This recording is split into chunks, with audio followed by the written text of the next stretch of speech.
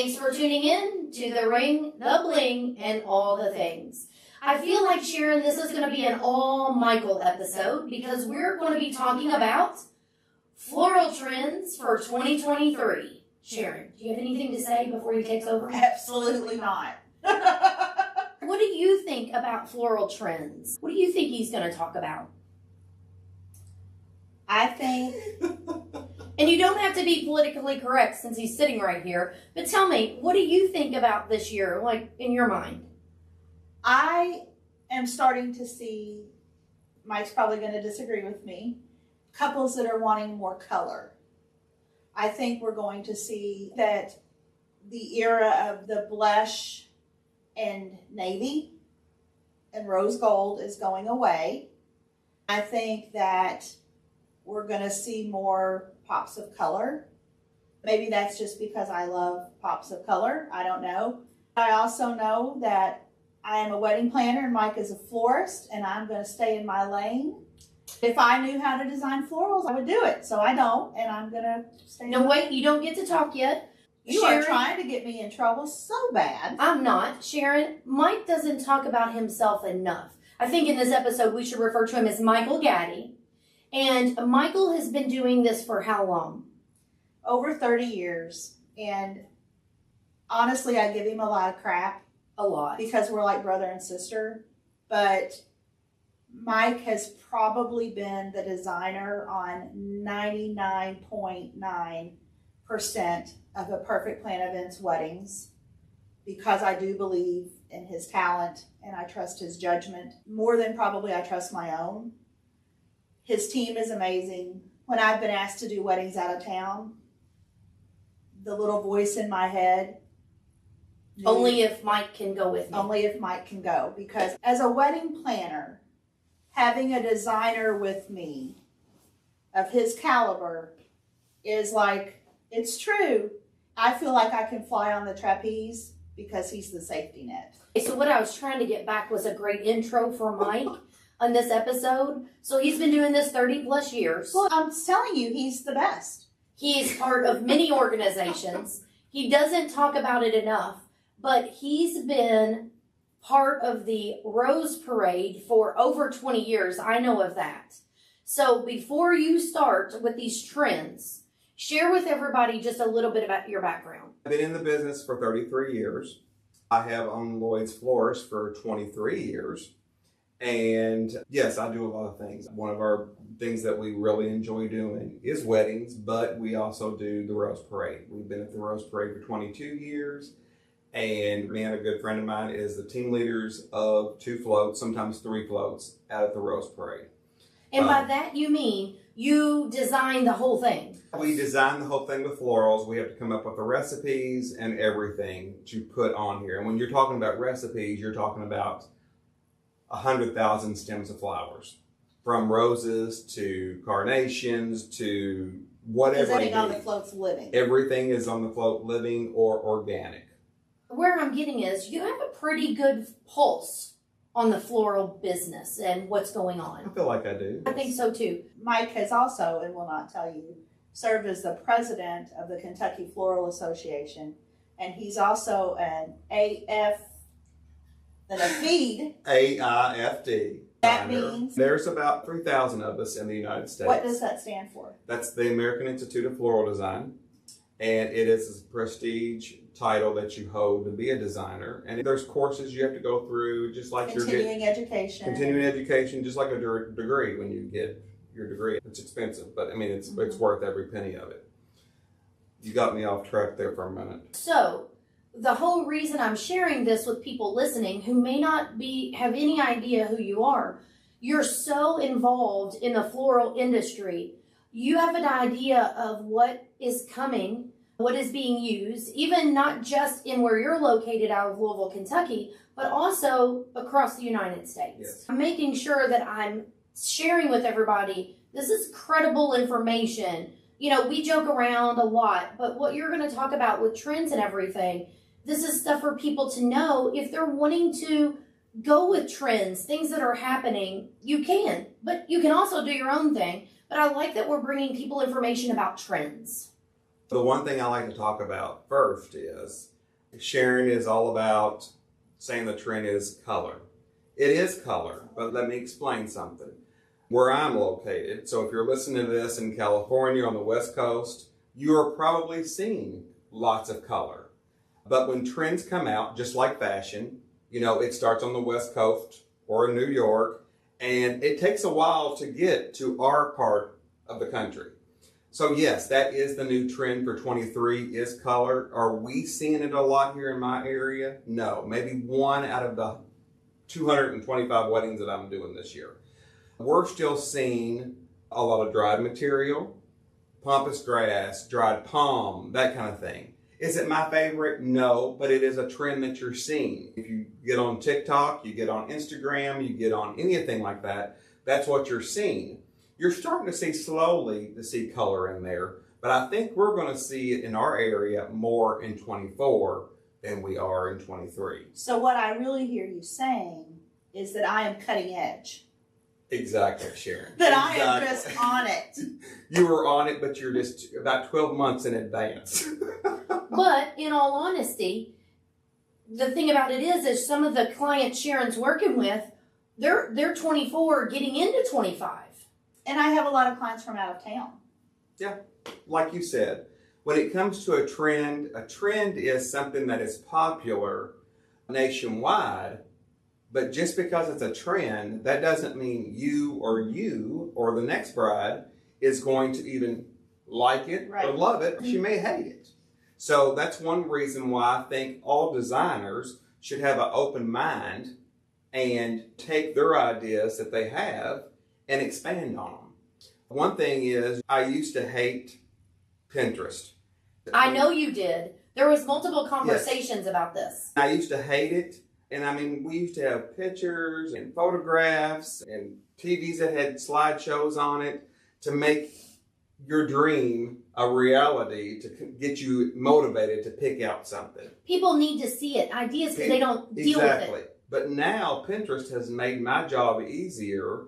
You can go on Pinterest and type in bright, bold colors, and there's going to be crap loads of it come up. And it doesn't matter what it is. It can be a combination of orange and green. It could be a combination of pink and orange. You're going to be able to find it. So basically, Pinterest has helped us a lot. And not that when you bring that Pinterest to me, that I'm going to copy it like a photocopy. But it gives you an idea. But it gives you an idea of what she likes. And sometimes even the flowers on there, just because you see it on Pinterest, does not mean that that's realistic. Because they don't season their Pinterest pages. They don't say, okay, this is fall, winter, whatever. You can categorize everything in months, but just because you see that doesn't mean it's available in your month. Learned that with anemones. Anemones, right. So when you come in and you bring me pictures, if that's not available, I'm going to show you other things that are available in those same colors and styles of flowers. Trends is always all over the place. And I've been doing it for 33 years. And trends is a word that even in furniture, even in fashion, it takes a while to get that trend going. And when you first see it, for example, this dried product that came out, it's been around for about 3 years. And we're still just now starting to see it really heavily. Me personally, when it first came out, I didn't like it. I thought, to be honest with you, I was kind of scared. I thought, am I going to be able to do this? You see these pictures and you think, they look kind of cockeyed to me. But it's a new trend. It's a new style. We learn it. That's why we're always trying to learn new trends, because we want to keep up with the trends. But again, it takes a long time for us to get to that point. We can do anything. You got an idea, we're going to run with it. And it's always fun to bring in different things because it kind of gets stale after a while. I love it when we go out of the box. Yeah, just like you said, blush and navy. I'm over that color. Yeah. But to be honest with you, we're still doing it. Blush is disappearing, what I'm seeing for this year. You're seeing more whites. And I know we said that greenery was kind of going out I'm still seeing a lot of greenery. I had a bride yesterday. She brought me this picture on Pinterest, and the whole dang thing was nothing but greenery. And I thought, hey, honey, if that's what you want, that's what we'll do. But I mean, it goes up and down like crazy. I know something I wanted your insight on. I'm having so many of my couples now. I used to feel like the ceremony was kind of like we'll put a couple of arrangements up front. We're not spending a lot of time or money in ceremony space. Now I feel like ceremony, they're really wanting to make a statement. I'm having a lot of more requests for some design down the aisle. I know arches, and I don't know what they're called, but ceremony, statement pieces on. Right. How are you seeing that going in the next year? That is bigger now than it ever has been. Statement pieces, it's so when your guests walk in, either at the church or at a different venue that's just holding receptions or ceremonies, they're taking that space and making it a wow factor. Either with the arches or candles all the way down the aisle, covered with petals, or even doing a striped aisle runner. There's tons of things just to make that entrance to that wedding a statement. And I think that's great, because as soon as you walk into a church, you're going to a church, you're going to sit down, and you're going to go to a wedding. But now the trend is that they're going to catch their eye right then and not really catch their eye as they walk into the reception. Because when you go into the reception, that's always a beautiful piece. But I think they want to make the wow factor. When the story starts is when the doors open to go to the wedding. I'm seeing, and you can correct me if I'm wrong, because I know you will, but we were seeing a lot of arches, and they're traditional like wooden arches and that kind of thing behind our couple as a backdrop for ceremony. But now I'm having couples a lot more often ask for the asymmetrical. Right, where it's almost like an arch, but it's cut in like half. a half moon. Yes. Two separate pieces. That's very popular. Believe it or not, though, the arches, the round arch, all that's still popular.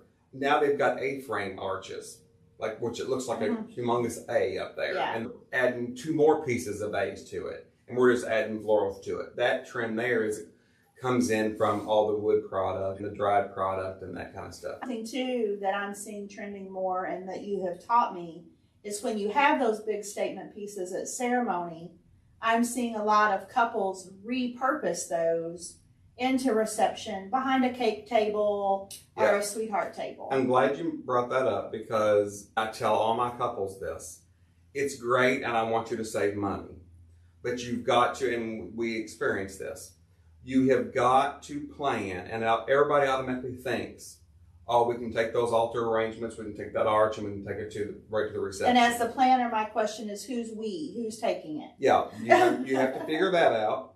The thing about us taking it, if it's just 2 arrangements, we usually do not do that. And the reason we don't do it, and I've mentioned this quite a few times just in the last few weeks to couples, is you're going to be taking pictures after the wedding's over. You've spent the money to decorate the altar area, either it be church or whatever, but then you want me to come in and remove that for pictures. Right. So why would you not want those things to be there for pictures? You go ahead and move them right away to the reception. The one reason why I don't encourage that is because your guests are going to leave the church and go right to the reception. Here comes Lloyd's Florist, pulls up in the van. We take the flowers out of the van and we're carrying them into the reception and placing them, and your guests are already there. For one thing, that makes me look bad because Lloyd's Florist is running late. They don't put 2 and 2 together that was what was on the altar at the church. Some do, but some won't. I think that's a negative thing for not just me, but the couple also. I'm all for saving money, but if another couple, or say at the rehearsal, you designate a couple of groomsmen to say, hey, would you take these 2 arrangements and take them to the reception? That's different because another company is not involved in I wasn't talking transporting. as much about just simple arrangements, but I know we've done one of my favorite weddings. We had the big asymmetrical pieces that we used behind the cake table. Right. But her guests were in cocktail hour. Exactly. Not in her reception. And everything is different. I know we did one at the Sailback and we moved from one place to the other. Guests was nowhere around. Right. That's a totally different ballgame. Than if your guests are right in the room. Exactly. Sure. Yeah. So there's a lot of logistics that you got to think about to be able to move point A to point B. What are you seeing now at reception? What's trending now? Is it huge hedge tables? Is it sweetheart tables? I'm seeing a lot of it. Every other one is a long head table. The king's table are still popular. A lot more people this year are asking for taller arrangements. We've always done taller arrangements, don't get me wrong. It's just that we're seeing more. Where in the past we would see 50-50. Like if they've got 20 tables, we'd do 20 tall, 20 short. I've had a few say, no, I want all tall. Me personally, I think that's an overkill, but I'm not going to tell them no if that's what they want. I always say, if you've got 30 tables, you want to do 3 different types of arrangements. If you have 20 tables, you want to do 2 different types of arrangements.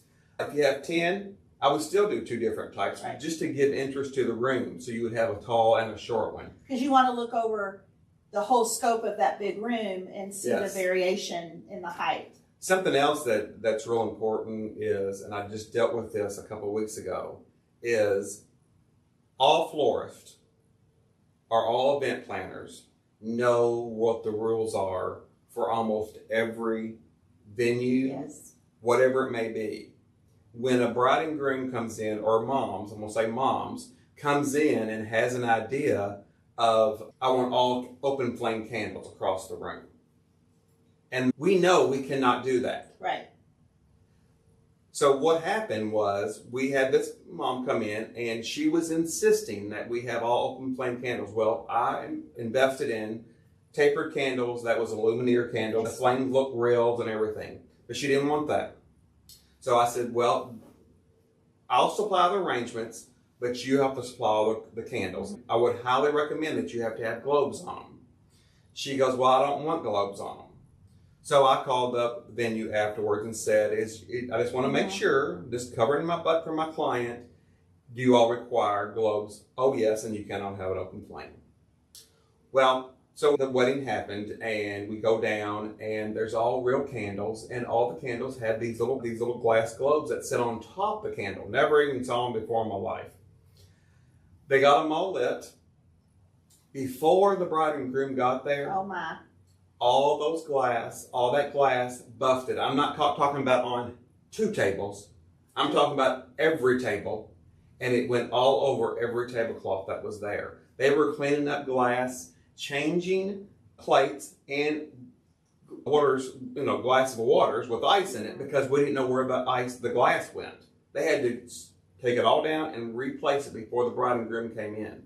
But it was all because the mom had a vision that she wanted, but it could not happen. So now look what she had to do. She had to replace all the tablecloths. I'm sure. And they were probably about a $90 tablecloth for each table. So, point again, why you hire a professional and let them do their jobs. Yes.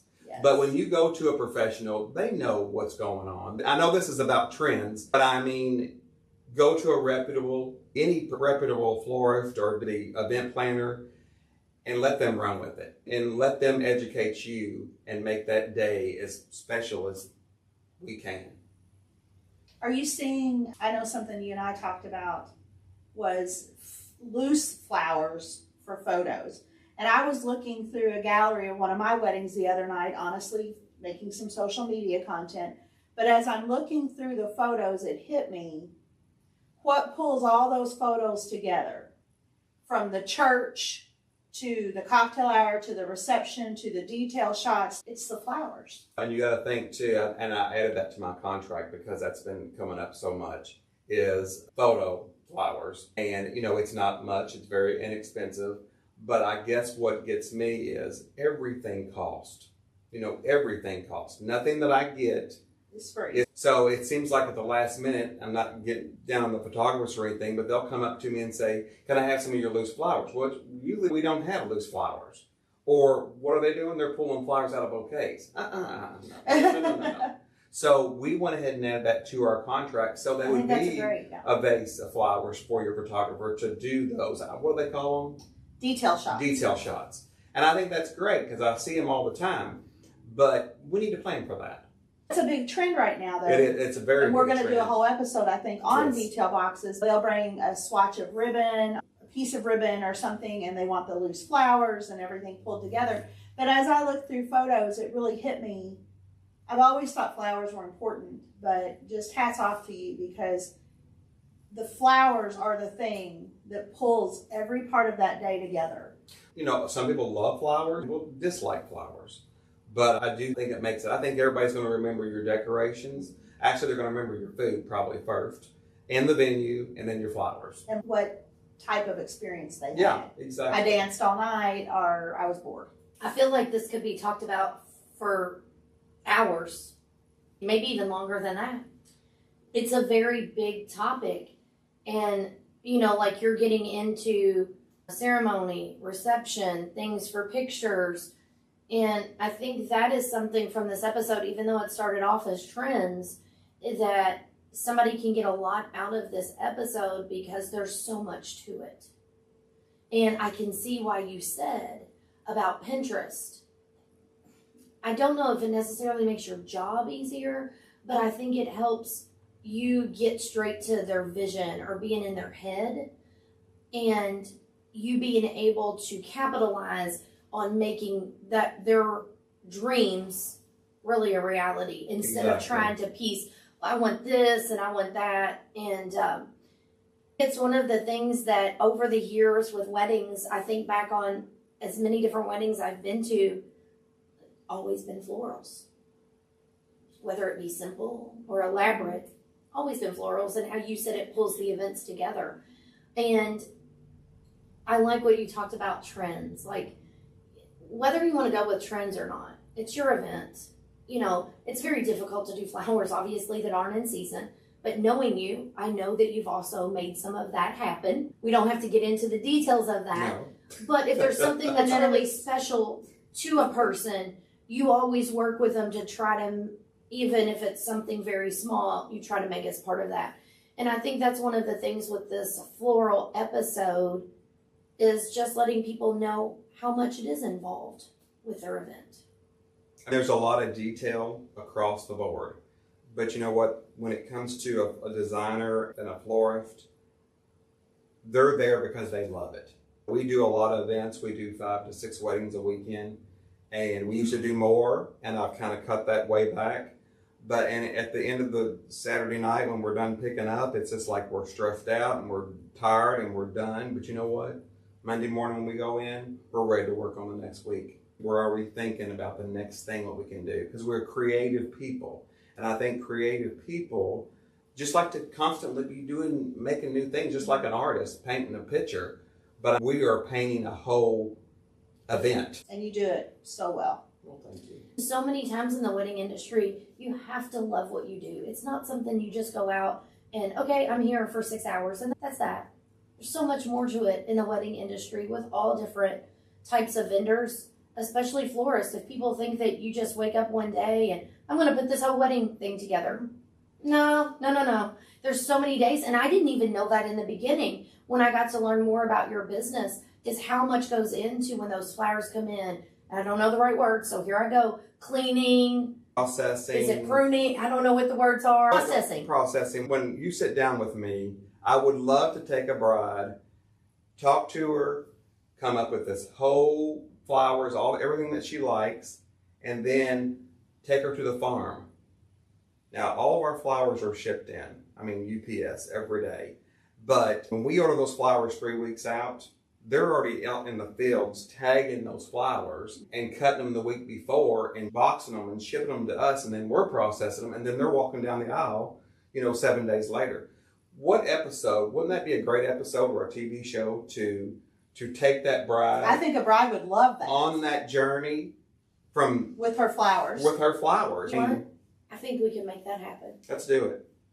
I don't know that people, like most things, have no idea wedding planner. Have no idea about florals. Oh, these flowers just magically appear, and Mike waves his magic wand. They fly thousands of miles to get here so you can hold them to walk down the aisle. And people don't realize, and we could keep going, but I know we're going to have to cut this off, but how long it takes to process them. There's a time frame those have to be done in. You can't just do it when you want. I've learned that with you. You start in on Tuesday for something to be done on Saturday. Yep. So there's a lot to that. And I think we've just talked about 4 different episodes.